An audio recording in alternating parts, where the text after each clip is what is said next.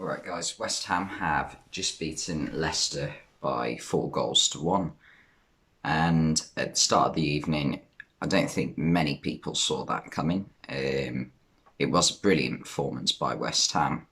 The start of the game wasn't that exciting, to be honest, but West Ham did get a goal through Pablo Fornals.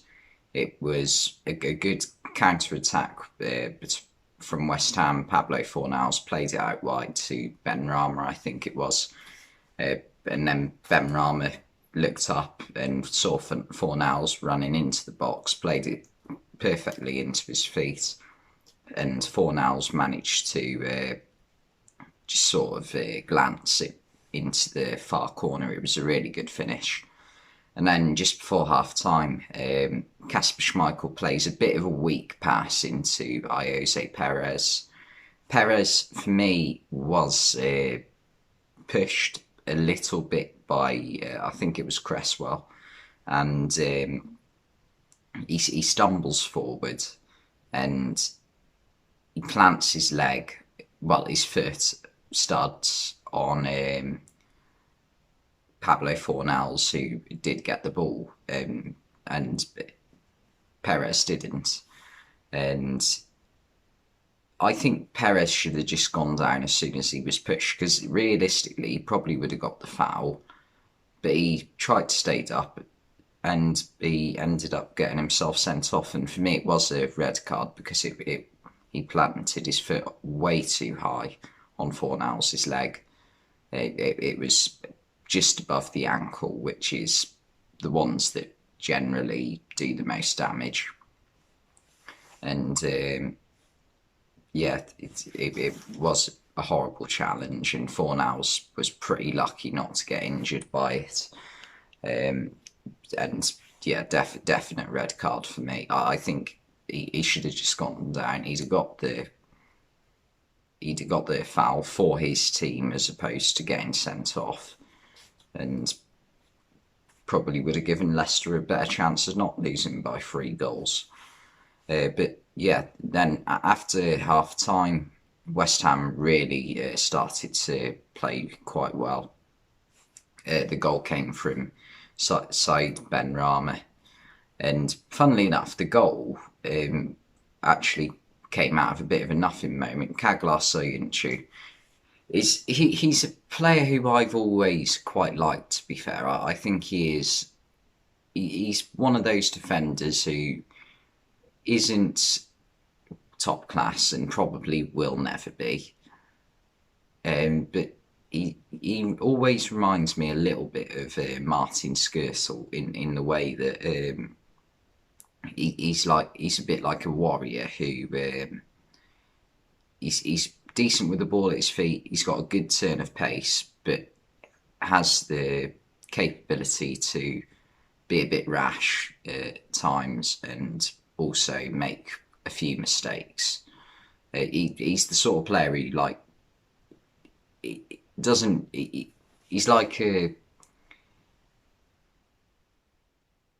I don't know how to describe it, but he's to me he just reminds me of Martin Skirtle, and he decided to play a back pass to Schmeichel without even looking where Schmeichel was, and Michael Antonio anticipated it and intercepted it. He did really well to do that. Antonio had a great game tonight, 3 goal involvements, 2 goals and an assist. And side Ben Rama just had to manage. He just had to put it past Daniel Amate, and he managed to do so. So that made it 2-0 to West Ham. Leicester did manage to pull a goal back through Yuri Tielemans. It was a nice bit of play from James Maddison on the left-hand side. He strikes it across the box. Jamie Vardy tries to get something on it. Couldn't get anything on it. Patson Daka swings at it, completely misses it. It falls to Yuri Tielemans, manages to strike it. Cresswell did really well to block it, and Cresswell just got unlucky that it went straight back to Yuri Tielemans on his chest, and he just had to toe poke it past Fabianski. And then you thought, okay, Leicester might be able to get back into it. They are down to 10 men, but the momentum will be with them now. But that just didn't really happen. Leicester had more. I think they had more possession than West Ham tonight. They certainly did in the first half, but they just did very little with it. And yeah, West Ham then went to score again through Mikel Antonio this time. It was a great piece of play. He gets it played into him with his back to goal about maybe 10 yards away from goal, and he just manages to just roll the defender and strike it on the turn past Schmeichel, who didn't have a chance with it. I like Antonio. I think he's a brilliant footballer, and he's one of the strongest players in the league. Not just strikers. He probably is the strongest striker. Him and Lukaku, but he also comes across as quite funny. Quite like to see him as like a pundit or something in 10 years' time when he does retire. How old is he? He's got to be late 20s at least, if not 30 by now, because he has been at West Ham 6 years, I think. 6 years, 2015, I think he joined.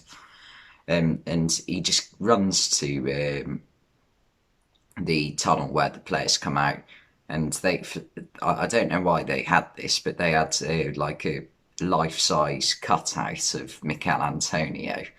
I think it might be because it's the first home game back, and Mikel Antonio last week did become West Ham's joint top scorer in Premier League history with Paolo Di Canio.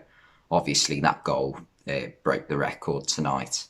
It was a really good goal, and then you think that West Ham are just gonna just play it around the back, but they went for it again. Mikel Antonio again, ball played into him. He manages to flick it over the defender. Now, I always think that Dennis Bergkamp's goal against Newcastle, it's a great goal, right? But it's one of them where it's very visually pleasing. Like, the skill is very good, but the reason it's rated so highly is because it's really, it looks quite satisfying. But I don't think it's actually I don't think it's the greatest Premier League goal of all time, like it's built to be. It's a very, very good goal, don't get me wrong, one of the goals of the season that year. But Mikel Antonio, for his second goal, did something that was almost just as hard to do as what Bergkamp did, in my opinion. Obviously, you can have your opinion, that's absolutely fine. But he flicked it over the defender and just manages to poke it past Schmeichel. Brilliant goal again. And that made it 4-1 to West Ham. West Ham are now top of the league. They've gone above Chelsea and Liverpool. And 8 goals in 2 games. I mean, it's looking bloody good for West Ham. This could be a really good season for West Ham because they've got a decent squad. They've started well to the Premier League season, and also they're in Europe. And obviously, about 5 years ago, they managed to qualify for the Europa League qualifiers, but lost to the same team 2 years in a row, I think it was. And now I think they're automatically through to the group stage. And yeah, so it should be a good season for West Ham. Leicester, that's a disappointing result, obviously, conceding 4 to West Ham, who aren't part of the the traditional Big Six, which Leicester, that's what Leicester are looking to break into. But it's not the end of the world. It's a bad game, really. They just didn't create enough chances, really. Yeah. Anyway, I think Daniel Amate is not a bad player, but they didn't even sign him as a centre back, Amate. I don't think. I remember him playing right back a few times towards the end of their title winning season. And he's also played midfield before, so I don't think he is a centre back. So if they get Johnny Evans or they bring in Yannick Vestergaard, who they've signed from Southampton, that should help them. But yeah, anyway, thanks for watching, and I will see you next time.